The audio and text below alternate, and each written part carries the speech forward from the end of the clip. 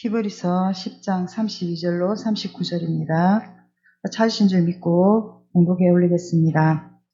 전날에 너희가 빛을 받은 후에 고난의 큰 싸움을 견뎌낸 것을 생각하라.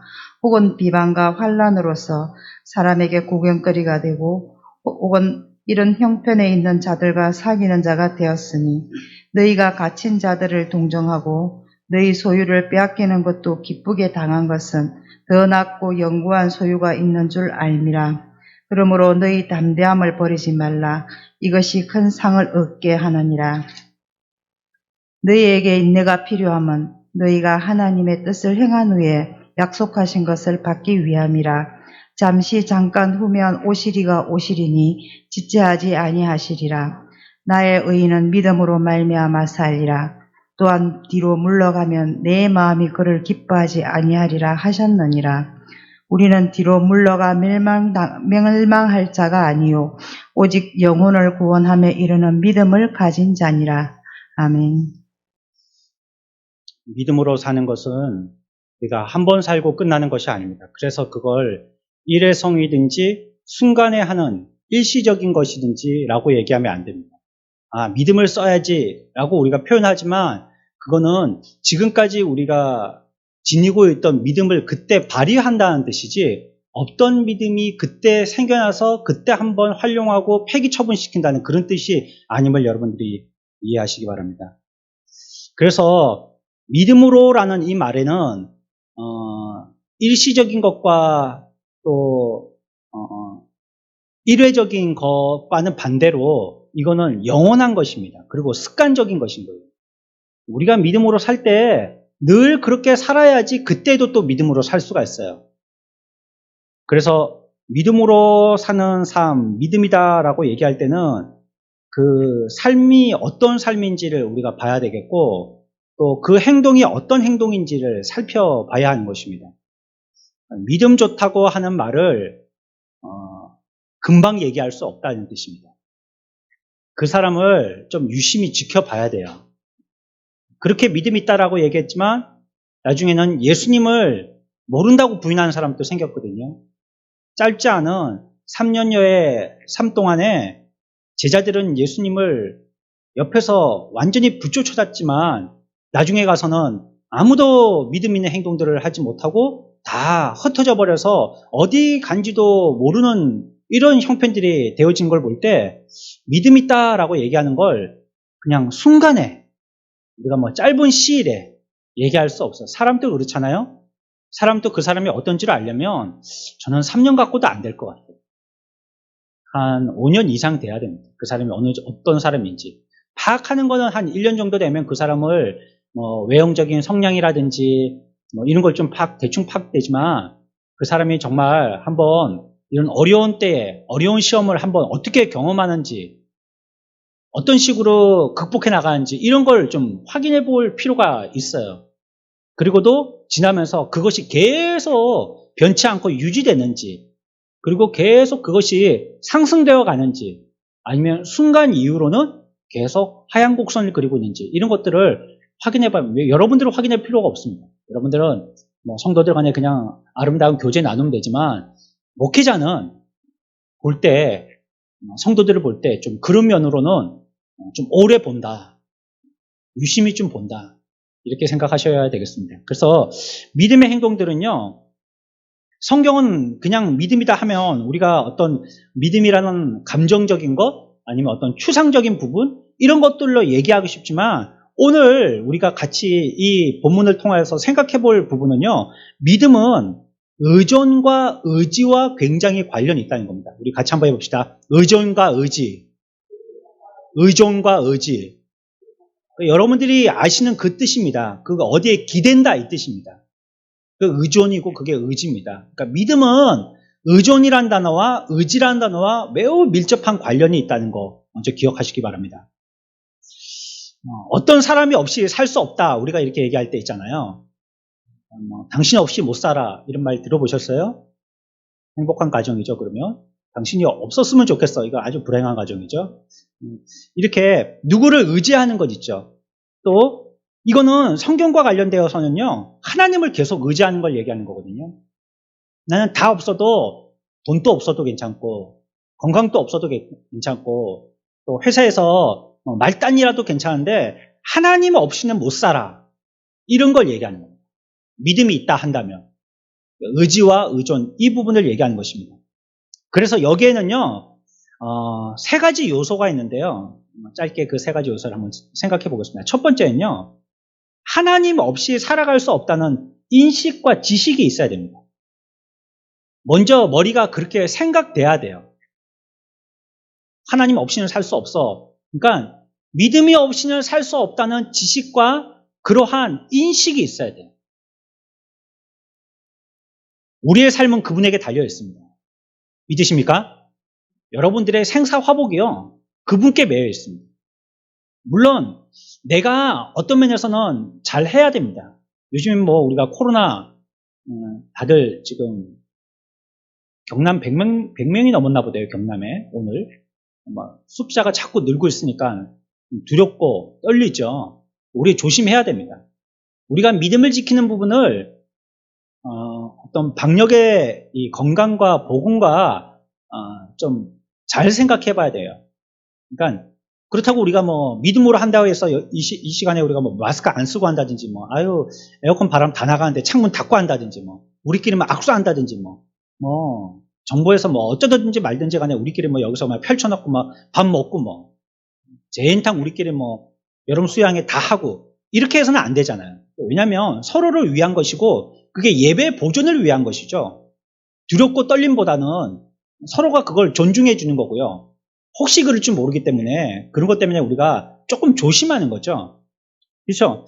그렇지만 이 모든 생사화복은 하나님께 달려 있는 거예요. 결국은 죽을 것 같은 사람도 하나님이 살리시면 살게 되는 거고요. 나는 아무 걱정 없어 하고 무인도에 있던 사람도요. 병 걸리려면 코로나가 아니고 희한한 병에도 걸려가지고 단명할 수가 있는 겁니다. 그러니까 우리의 모든 생명은 그분께 있고요. 그 생명에 속한 것입니다. 우리는.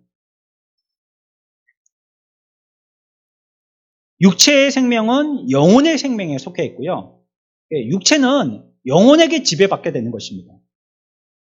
존재라든지 행복, 생명 유지하는 이런 것들요. 다 그런 것이죠. 영혼이 육체를 살게 합니다.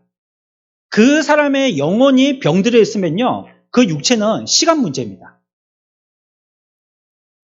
그래서 그 사람이 기본적으로 건강한 삶을 살려면 건강한 정신, 성경에서는 조금 더 한 단계 더 앞서 나가서 건강한 영혼이 있어야 된다라고 얘기하는 거예요. 건강한 영혼이 없으면요. 육신은 결국은 아무 병이 없어도요. 모릅니다. 사람의 생명은. 건강해도 단명할 수가 있는 거예요. 하나님께서는 그런데 그 영혼을 살리시는 일을 하시거든요. 그러니까 영혼은 육체를 관장하는데 그 영혼을 관장하시는 분은 또 하나님이세요. 그러니까 우리는 어떻게 해야 돼요? 육체의 건강도 하나님을 의지함으로 건강해질 수가 있는 거예요. 영혼도 그건 당연한 거고요. 육체 없는 영혼이 살 수도 없고 움직일 수도 없고 자라날 수도 없고 생명력 있게 활동할 수 없는 것처럼 우리의 영혼도 하나님을 의지하는 이 의지가 없이는 육체가 영혼에서 분리되어졌을 때 현상과 같은 똑같은 현상이 일어난다. 지금 세상에 하나님을 모르고 있는 저 사람들의 삶은 그런 것입니다. 육체는 있잖아요. 근데 영혼은 하나님으로부터 의지되어 있지 않기 때문에 영혼은 죽어 있습니다. 그러니까 그 영혼이 어땠어요? 육체에게 좋은 영향력을 끼치지를 못하는 거예요. 살게 하지를 못하는 거예요. 그래서 지금 사실은 사람들이 예수 안 믿고도 살아있는 것 같지만 사실은 송장입니다. 송장. 살아있는 송장과 같은 것입니다. 살아있지만 산 것이라고 할 수 없는 그 단계에서 원천적으로 그 원수가 다 단절되어서 끊어져 있기 때문에 밑에까지 흘러내려올 게 아무것도 없는 것입니다. 믿음은 이것처럼요. 그리스도와 연합되어야지만 할 수 있는 것이 바로 믿음입니다. 믿음의 행위라는 것이 우리의 육신을 가지고만 열심히 한다. 그 열심히 하는 행동들은 보일 수 있습니다. 또 어떤 일에 조끼 입고 나가서 자원봉사한다. 그거 할 수 있어요. 그리고 내가 있는 돈 가지고 헌금통에 얼마 넣을 수 있어요. 육신이 하고 있지만 우리의 영혼이 그리스도와 하나가 되어서 연합되지 못하면 그 관계가 끊쳐지면요. 그런 믿음의 행위들은 믿음의 행위라고 할 수 없다는 거예요. 그래서 우리의 모든 것의 근원은 그리스도와 연합되어서 그분으로부터 연결되어야지만 그래야지만 믿음으로서 육신으로 표현되어지는 모든 행위조차도 삶으로서 생으로서 나타날 수가 있다는 것입니다. 믿음을 통하여서 우리가 살고요. 믿음은 우리의 삶의 원리고요. 그리스도와 연합되게 하는 것입니다. 우리 성경은 한번 찾아봅시다. 갈라디아서 2장 20절 같이 읽습니다. 시작.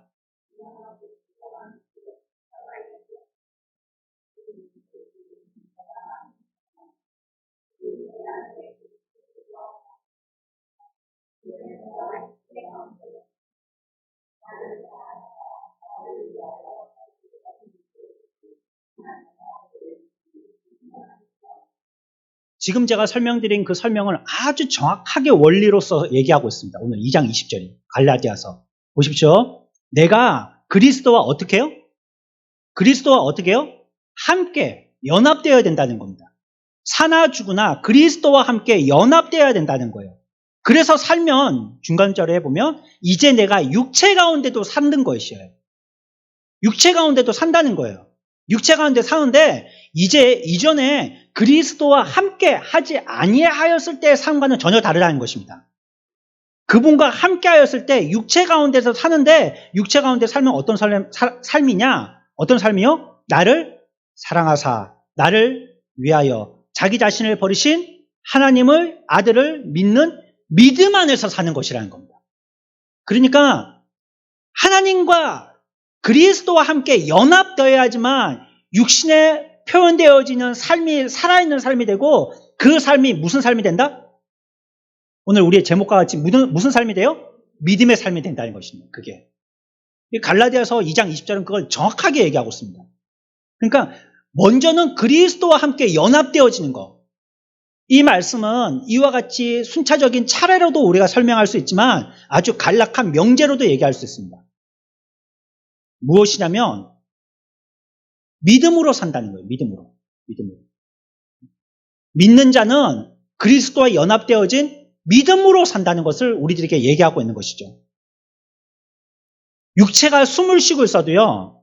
그 속에서 영혼이 없으면 사실은 육체가 죽은 겁니다. 죽었다고 봐야 되는 겁니다. 영적인 차원에서 그런 거예요. 영혼이 살아있다고 해도 그 사람의 영혼과 그리스도와 단절되어 있다. 그러면 죽은 겁니다. 그러니까 어두워진 겁니다. 그 사람이. 아득해진 겁니다. 그래서 우리가 주님과 단절되면요. 누구든지 그건 느낄 수 있습니다. 하나님과 멀어진 것 같고 어두워진 것 같고 그 자기 자신이 느껴지는 것입니다. 그분과 단절이 이루어졌기 때문에 그러면 어떻게 되냐? 영혼과 육체의 관계에서도 어떻게 돼요? 또 단절이 있고 멀어진 것 같이 되는 거예요. 그러니 먼저는 그리스도와 함께 연합되어져서 연결되어지는 삶이 먼저여야 되고 그래야지 믿음의 삶을 살 수 있어요. 육체로서 표현되어지는 믿음의 삶을 살 수가 있는 것입니다. 영적인 차원에서 그렇다는 것입니다. 살아있는 생명은 그리스도 안에 있는 이 믿음으로 그리스도와 연합되게 되어지는 거예요. 그래서 이 믿음의 행동들을 생각할 때는요, 먼저 우리가 기억할 것은 하나님 없이는 살아갈 수 없다는 것을 먼저 기억해야 된다는 거예요. 반드시 하나님으로서 원리상 하나님으로부터 단절되고 단수가 되면 그 밑에 수용가인 우리 집에까지 들어올 물은 한 방울도 없다는 거 아셔야 돼요. 그분과 관계가 없어지면 안 된다. 그러니까 주님을 의지해야지만 살 수 있다는 것, 그분이 우리의 의지처라는 것, 이런 지식이 여러분들에게 먼저 있어야 된다는 것. 두 번째는요, 하나님을 의지함에 따라서 우리들은 공급받고 유지받을 수 있다는 겁니다. 따라해봅시다. 유지와 공급. 여러분들이 유지되는 것도 그렇고 공급되는 것도 그렇고요. 하나님의 의지하는 데서 이루어지는 겁니다. 의지와 의존, 앞에서 말씀드렸잖아요. 하나님을 의지하고 의존하는 데서 유지되어지고 공급될 수 있습니다. 우리가 오전에도 그렇게 생각했었죠? 우리가 은혜도요, 계속적으로 우리들에게 주시는 새로운 은혜를 구해야 된다 했어요. 그때 은혜 잊어먹자, 이게 아닙니다. 그때 받은 은혜도 기억하고, 된다면 그때 은혜 받은 거 다 기억하면 얼마나 좋겠어요. 망각하는 것도 죄거든요, 어떤 거는. 우리가 잘 기억해야 되는데 맨날 까먹는다. 근데 그거는 내가 뭐 기억하고 있는 것만큼 신경 안 써서 까먹고 있다면 그거 죄인 거거든요. 하나님이 우리들에게 주신 율례라든지 율법이라든지 꼭 기억해야 될 교훈 같은 거 우리가 까먹는다면 그거는 하나님 앞에서 죄 짓는 거예요. 그러나 날마다 주시는 은혜를 우리들은 필요로 하고 공급받아야 되는 거, 새로운 거. 옛날 것도 잘 기억해야 되지만 오늘에 주시는 것도 계속 공급받아야 되는 것이에요. 의지는요, 우리 자신과 우리의 일상의 삶들을 갖다가 전부 다 하나님께 맡긴다는 뜻입니다. 그게 의지입니다. 주님께 다 맡기는 거예요. 그게 의지하는 거잖아요. 이게 믿는다라고 얘기하는 일반적인 행위입니다. 그 사람이 믿는다고 하는데 하나님을 의지하지 않아요. 자기가 다 알아서 해요. 수고하고 무거운 짐을 자기 어깨에 다 메고 그냥 80km 행군을 해요. 그 사람은 곧 죽습니다. 주님께 내어 맡겨야 되는데 자기가 다 메고 있어요. 의지를 안 해요. 굉장히 그 사람은 독립적인 삶을 산다고 사람들한테 칭찬받을런지는 모르지만 하나님께 의지하지 않으면요, 결국은 죽고 마는 것이에요. 우리가 미치지 못하는 거죠, 의지는요. 그래서 이 부분은 많은 사람들이 다 같이 의지하면 좋겠는데, 그런데 반대로 많은 사람들이 하나님을 의지하지 않습니다. 대충 내가 할 것과 하나님이 할 것을 나눠서 분배해 있습니다. 이거는 하나님이 하시고 이런 거는 내가 합니다 하고 있습니다. 여러분들이 하실 수 있는 것도 의지하고 해야 합니다. 뭐 늘 밥 짓는 엄마들이 늘 밥하는 게 삶이잖아요. 하지만 그거 쉬운 거라도 의지하고 해야 되는 거예요. 뭐 운전하는 베테랑 10년, 20년, 30년 무사고 운전했던 우리 운전 오래 하셨던 분들, 그런 분들 계시잖아요. 그렇지만 우리가 핸들을 잡을 때마다, 시동키를 돌릴 때마다 하나님께 기도하고 의지하지 않습니까? 그때도 다 의지해야 되는 것이에요. 히브리어에서는요, 의지라는 뜻의 쇠안이라 이렇게 읽는 그런 히브리 원어가 있습니다. 의지를 쇠안 이렇게 읽습니다. 여기의 뜻은요, 우리가 알고 있는 대로 머무르다, 기대다, 의지하다 이런 뜻입니다. 그러니까 믿음이라는 것은요, 의지하는 거예요. 쇠안. 내 몸을 갖다가 이렇게 기대는 거예요. 거기다 이렇게 기대는 거예요. 우리 자신을 하나님께 기대는 것입니다. 사무엘하 1장 6절에 그에게 알리는 청년이 이르되 내가 우연히 갈보리산에 올라가 보니 사울이 자기 창에 기대고 병거와 기병은 그를 급히 따르는데, 이 전쟁 중에 사울이 죽게 되어지는 형편을 지금 그리고 있는 묘사거든요. 여기서 보면 사울이 자기의 창에 기대고 이렇게 얘기하습니다. 그때 쓰이는 단어가 히브리어로 쇠안이라는 이 단어입니다. 기댄다. 창에 기대고 몸을 갖다가 거기 기대고 있단 말이에요. 잠언 3장 5절에도요. 너는 마음을 다하여 여호와를 신뢰하고 내 명철을 뭐하지 말라? 의지하지 말라. 그때도 이 쇠안이라는 단어를 씁니다. 네 명철에다가 너를 갖다가 맡기지 말라는 거예요. 네 명철에 너를 기대지 말라는 거예요. 네 명철에다가 너를 머무르게 하지 말라는 거예요. 이게 쇠안이라는 단어를 쓸 때 성경에 이 구절에서 사용된 것입니다. 어떤 사람이 낭떠러지에 떨어진다면 어떻게 하겠어요? 아, 죽어. 막 이렇게 하면 안 되고요. 손을 갖다가 막 이렇게 해가지고요. 뭐라도 한 개 잡아야 됩니다. 막 날개짓을 하더라도 우리가 퍼덕거리면서 날 수는 없지만 낭떠러지 막 떨어질 때 어떻게든지 막 영화에서 보면 말이죠. 그래갖고 주인공들을 사는 거예요. 주인공들을 사는 방법이 다른 게 아니에요. 허우적거리다가 뭐 한 개 걸려서 사는 거예요. 조연들은 허우적 안 거리고 그냥 쑥 떨어져서 죽는 거고. 그러니까 우리가 주인공이 되려면 허우적거려야 돼요. 그래갖고 뭔가 나무뿌리라도 한 개 걸렸잖아요. 그게 쇠안이에요. 쇠안. 그거 놓으면 어떻게 돼요? 아니, 내가 딱 놓으면 나무가 저 뒤로 홀랑 자빠지겠지? 이렇게 생각하는 건 바보 멍충입니다. 나무가 자빠질 게 아니고 어떻게 돼요? 내가 죽는 겁니다. 이때 사용하는 게 쇠안이라는 단어입니다. 그 가지는 우리를 죽음에서 구원해 주는 거거든요. 그 가지를 붙들고 있기 때문에 내가 살고 있는 거거든요. 거기에 기대고 그걸 붙들고 내가 머무르고 그것에 의지하고 그러고 있기 때문에 우리가 살고 있는 것이거든요. 믿음이 그런 것이라는 거. 믿음이라는 것은 그렇게 의지하고 의존해서 하나님께 내어 맡길 때 사는 것인데 아유 내가 다 할 수 있어. 그 말은요. 나무 뿌리를 놓겠다는 뜻입니다. 내가 이제는 떨어져도 안 죽을 자신이 있어. 그러고 놓겠다는 거예요. 그러면 그 사람은 끝나는 거겠죠. 우리는 믿음으로 삽니다. 믿음이 없다면 우리는 죽을 수밖에 없다는 말. 그 말이 이 뜻입니다. 놓으니까 죽는 거죠. 뭐. 믿음이 없으면 뭐 다른 방법으로 살지. 사람들은 이렇게 오해하는데 쇠한 놓으면 떨어져 죽는다 이 뜻입니다. 그러니까 우리는 믿음으로 살아야 된다는 것이에요. 어떨 땐 믿음으로 살지 내가 믿음이 없어갖고 어떨 땐 믿음으로 못 살아요. 그러면 그 사람은 죽었다 살았다 맨날 그러고 있다는 거예요. 네? 그러니 살려가지고 이제는 온전한 몸으로 일좀 하겠다 싶으면 손 놓고 또 떨어졌고 또 깨져서 또 죽고 그래갖고 또 살려가지고 조금 온전하게 건강하게 좀 살란가 사람 노릇 살란가 보면 또 손 놔가지고 떨어져서 죽고 맨날 그러고 있으냐 말이에요. 이렇게 우리가 의지하고 머무는 것이 없다면 사탄이요 우리를 갖다가 어떻게 하겠어요? 쑥 밀어버리죠. 왜냐하면 내가 아무것도 의지를 안 하고 있으니까. 밀면 홀라당하고 밀려서 넘어가는 게 뭐 너무 쉽잖아요. 우리는 그 가운데 죄의 구렁텅이로 밀릴 것이고요. 그래서 결국은 떨어지고 가라앉아서 그 위에 자꾸 쌓여서 결국 죽고 마는 것입니다. 그러니까 어떻게 해야 돼요? 끝까지 의지하고 있어야 돼요. 요즘은 이제 제가 차가 있으니까 차를 탄다고 그런 거 이제 경험을 많이 못 해봤지만 학교 때 여러분들 아시죠? 콩나물 씨로. 어째 파고 들어가면 저 뒤에는 그렇게 자리가 있는단 말이에요. 왜 그렇게 사람들이 앞에를 좋아하는데 그 앞에만 꽉 몰려있잖아요. 근데 막 밀어 넣어도 안 들어가요. 어떤 사람이 버티고 있는지 몰라도. 한가운데서 막 이렇게 버티고 있겠죠. 그러니까 운전기사 아저씨가 어떻게 합니까? 조금이라도 더 태워야 되니까. 퍽 이렇게 운전하죠. 그러니까 앞에 있는 사람이 퍽 할 때마다요. 쑥 들어갑니다. 진짜 뭐 채를 치듯이 쑥 들어가요. 그 나중에 한 정거장 정도 가다 보면 한 정거장에 있는 사람을 다 태울 만큼이나 공간이 생겨요. 그럼 또 어떻게 하느냐? 꽉 찼죠. 앞문이 안 닫힐 정도예요. 또 어떻게 해요?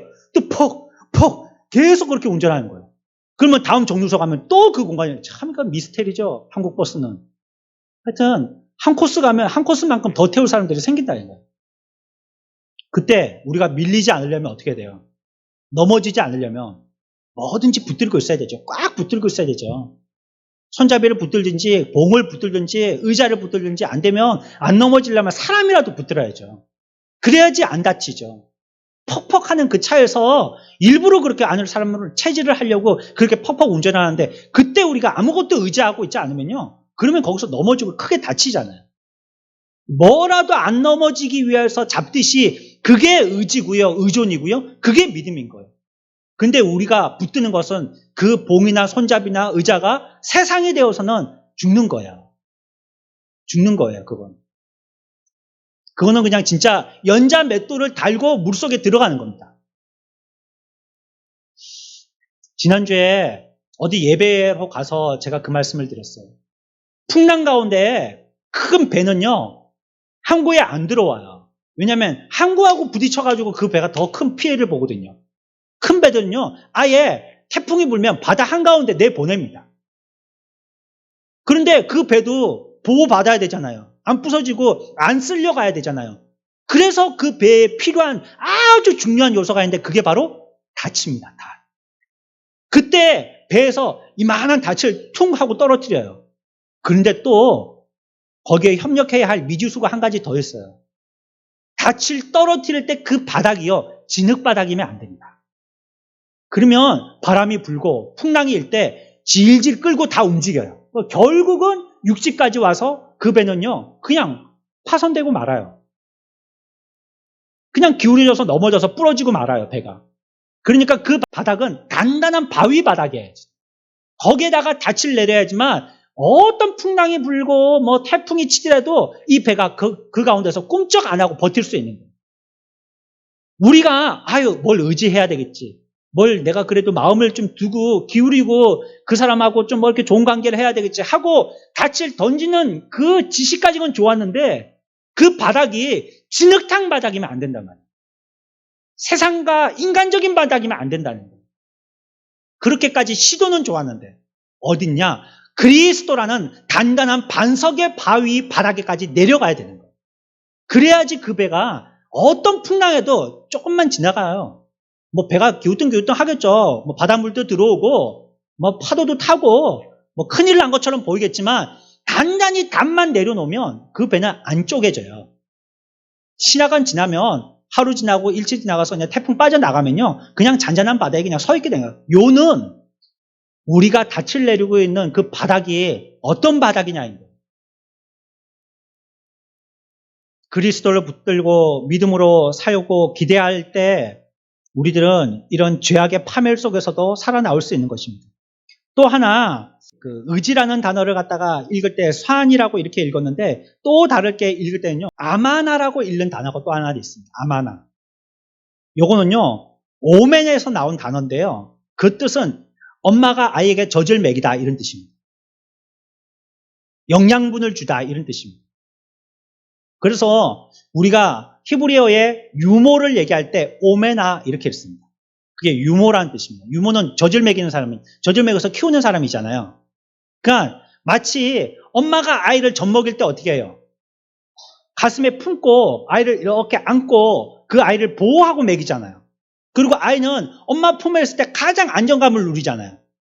뭐 그때는 뭐 다른 거 세상에 천지개벽을 해도요 뭐 관여하지 않아요. 상관없어요. 엄마 가슴에만 묻혀 있으면 아무 뭐 두려울 거나 겁날 게 걱정 근심이 아무것도 없는 거예요.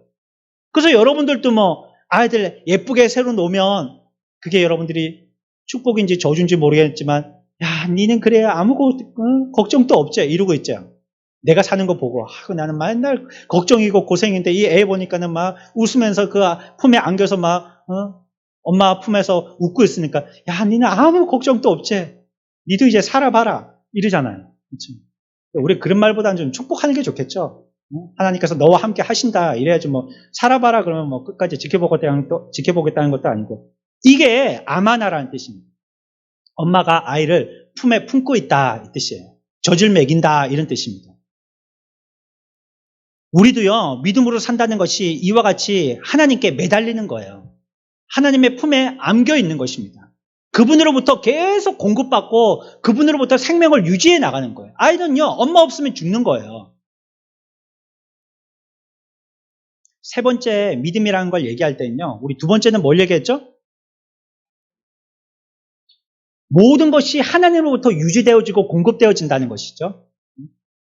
우리에게 우리가 믿음으로 산다는 것은 그분으로부터 유지되고 공급되어진다는 걸 믿는다는 것입니다. 세 번째는요 우리의 믿음의 삶이라는 것은요 일순간이 아니라고 그랬죠. 일시적인 것이 아니라고 그랬죠. 한때의 것이 아니라고 그랬죠. 그래서 조금 어려운 말로 한다면 믿음이라는 것은 항구적인 것이다 라고 얘기할 수 있는 거예요. 계속되는 것이라는 거예요. 계속되는 것. 하나의 믿음의 행위를 말하는 것이 아니라요. 행동하는 믿음의 삶을 얘기하는 겁니다. 그게 믿음입니다. 그 사람이 믿음 좋다라고 얘기할 때는 지금까지 살아왔던 그 삶에 이 삶을 더해서 믿음 좋네 이렇게 얘기하는 겁니다. 아니 제자들이 풍랑치는 바다 위에 아무것도 의지할 것도 없는데 뭐 가운데 섬이 있는 것도 아니고 큰 배에서 어디 기댈 만한 데도 있는 것도 아닌데 거기서 태풍이 불어가지고 바들바들 떨고 있는데 예수님 우리 좀 살려주세요. 이건 당연한 거 아니야. 이렇게 반론하는 사람들이 있더라고. 그건 사람의 당연한 거다. 그거는 뭐 우리가 두렵고 떨리니까 나 죽었다 싶어 해가지고 죽었다라고 얘기하는 게 그게 당연한 거다 이렇게 얘기하는 거예요. 그 예수님이 자시다가 깨어나갖고 제자들에게 얘기했죠. 물론 깨어나서 제자들에게 말씀하신 다음에 자연을 다스리셨어요. 그래서 잔잔하라 했더니 금방 조용한 호수처럼 돼버렸어요. 그 전에 말씀하셨잖아요. 제자들에게. 너희들이 뭐가 없다고 그랬어요? 믿음이 없다고 그랬잖아요. 그러면 그 믿음 언제부터의 믿음을 얘기하는 거예요? 지금의 믿음도 얘기하는 거지만요. 이전부터도 보니까 믿음이 없었다는 거예요. 지금의 이런 믿음 없는 현상은요, 과거에 믿음 없었던 현상이 계속 축적된 겁니다. 믿음이라는 것은 그 순간에 믿음 있는 게 나타나려면요, 예전부터 믿음 있는 삶이 계속 돼야 돼요. 아니, 오늘 시험 잘 치려면 어제 하루 공부 잘해갖고 됩니까? 컨닝하는 수밖에 없죠. 그렇게 하려면. 부정행위 해가지고 뭐 책을 펴놓고 보든지. 우리 중학교 때 그런 애들이 있었어요. 아니, 선생님이 허리띠에다가 답을 다 적어놨어요. 그 선생님이 좀 무디셨거든요. 국어 선생님이셨는데. 뒤도 좀 짤짤하게 하셨는데. 그러니까 아이들이 이렇게 뭐 자습 시간 되면요, 선생님 지나가실 때 허리띠에다 써놔요. 그 선생님이 그 시간에 시험 간독 들어온다 그러면 좋아하는 거야, 애들이. 어느 선생님이 들어오실지 모른다. 그 선생님이 들어왔다 그러면 막 난리가, 우리 반은 막 축제의 날인 겁니다, 그때. 왜냐면 답안지가 왔다 갔다 하니까 막. 그래가지고는 시험 잘 칠 수 없어요. 그래봤자요. 그래봤자입니다. 그거 공부 잘해가지고 머리에다가 딱 기억해갖고 써는 것보다요, 속도로 따라가지를 못합니다. 보고 베낀다는 거. 지가 뭐 쓰는지도 모르고. 이렇게 믿음이라는 것은요, 한순간에 어떻게 왈칵 벼락치게 했더니 그 다음날 좋은 점수를 받는 믿음의 결과는 보여줄 수가 없어요. 계속 믿음이 축적돼야 돼요. 이전부터도. 그러니까 하나 믿고 또 믿고 또 믿고. 그러니까 우리가 온전한 주일의 예배의 승리를 위해서는 일주일 동안 여러분들이 예배에 승리하고 오셔야지 오늘 승리가 되는 겁니다. 그러니까 주중에 믿음의 승리를 이루어야지 예배의 믿음의 승리가 되는 거예요. 그래서 맨날 졌다. 맨날 육신으로 했고, 맨날 의지하지 않고 했고, 맨날 내 힘으로 했다. 그러면 예배 와서 앉아있어도 아니 뭐 한 게 들은 것 같긴 한데 삶에서는 그게 적용이 안 돼요. 설사하고 맙니다. 우리들은 항상 죄와 죽음의 언저리에 있거든요. 위험한 것입니다. 그래서 우리들은 어떻게든지 하나님께 붙들리고 매어있고 의존해야 됩니다. 믿음을 무시하면 그렇기 때문에 죽는 거예요. 믿음이 다냐, 뭐 믿는 게 다냐 얘기하지만 그렇게 얘기하는 사람은 모르고 얘기하는 거겠죠. 우리들은 믿음이 다다 얘기해야 돼요. 믿지 않으면 죽는 것입니다. 우리의 모든 삶은 하나님과 의존되어진 관계를 통해서 계속 행동으로 이어지고 진행되어지는 거예요. 그러니까 하나님과의 관계가 끊어지게 되어지면 우리들의 믿음의 삶을 살 수가 없게 되는 것입니다. 먹고 마시고 자고 일할 때 쉴 때 다 하나님께 매달려야 합니다. 뭐 그런 것까지 하냐고. 그러니까 밥 먹는데 뭐 일상적으로 이건 뭐 내가 돈 주고 사 먹는 것도 아니고 회사에서 뭐 주는 건데 뭐 이거 학교 급식인데 뭐. 그래도 우리가 그때도 믿음으로 먹는 겁니다. 감사함으로 먹는 거죠. 우리들은 음식을 먹는 것보다도 더 자주 믿음을 훈련시켜야 돼요. 금식을 한번 해보면 알잖아요. 안 먹는다는 게 얼마나 힘든 건지. 사람이 갑자기 손님으로 찾아와도 커피 한 접을 대접을 못하니까요. 그거 그렇게 서로 얘기하는데 힘들더라고요. 근데 뭐라도 한 잔 갖다 놓고 얘기하면요. 말이 좀 돼요. 한 잔 뭐 그래 숭늉이라도 한 잔 갖다 놓고 하면 그래 그거 마시면서 얘기가 돼요. 근데 아무것도 없이 얘기한다. 이거 너무 어렵잖아요. 그것처럼 우리의 믿음의 훈련도 음식 먹는 게 습관화되어져서 그것이 자연스럽듯이 믿음의 행위도 그렇게 자꾸 음식 한번 먹을 때만이라도 믿음을 한번 훈련하는 그런 훈련의 습관들이 계속 돼야 되는 것입니다. 사람들은 하나님의 말씀으로 살아요. 떡으로만 살 수 없다라고 얘기하고 있어요. 우리가 믿는다면 하나님께서 우리의 음식을 부족한 것들을 채워주실 거예요. 우리가 믿음으로 산다면 말이죠. 일단 살아있어야지 공급해 줄 거 아니에요. 그렇죠? 죽은 송장에게는요, 입혀줄 옷은 한 가지뿐이에요. 그렇지만 살아있으면요, 다양하게 입는 것입니다. 여기에 바로 믿음의 행동과 대상이 따라오는 거예요. 여러분들, 우리가 믿는다고 하면 의존과 의지, 이 단어를 반드시 기억하셔야 되겠고요. 그래, 믿는다고 하면 이 세 가지의 요소들이 있어야 된다는 걸 기억하십시오. 세 번째부터 생각해 봅니다. 뭐가 있어야 된다고요? 항구적이어야 된다. 계속돼야 된다는 겁니다. 두 번째는요? 어떤 게 있어야 된다고요? 계속 유지와 공급받는다는 거예요. 믿는다고 한다면. 하나님으로부터. 세상이 아닙니다. 하나님으로부터요. 그리고 또 첫 번째는요? 하나님 없이는 죽고 못 산다는 지식과 인지가 있어야 된다는 거예요. 인정해야 된다는 거예요. 여러분들이 날마다의 삶을 그렇게 산다면 여러분들은 언제 내가 믿음이 생겼는지도 모르게 희한하게 믿음이 강한 믿음을 갖고 계실 거예요. 아주 굳건한 믿음을 갖고 계실 거예요. 이런 삶을 살아서 우리가 믿는다는 거 그냥 추상적으로 머리에 기억해서 하나님이 그냥 살아계신다는 것만을 기억하는 것만으로 끝나는 것이 아니라 지식적으로 알고 그분을 통하여서 우리가 유지되고 또 우리가 계속적으로 믿음의 삶을 살 것을 기억하여서 여러분들의 삶이 지옥이 아닌 천국의 삶을 사는 복된 삼여 바나바와 회원들과 우리 모두 사랑하는 성도들 다 되어주시길 축원합니다.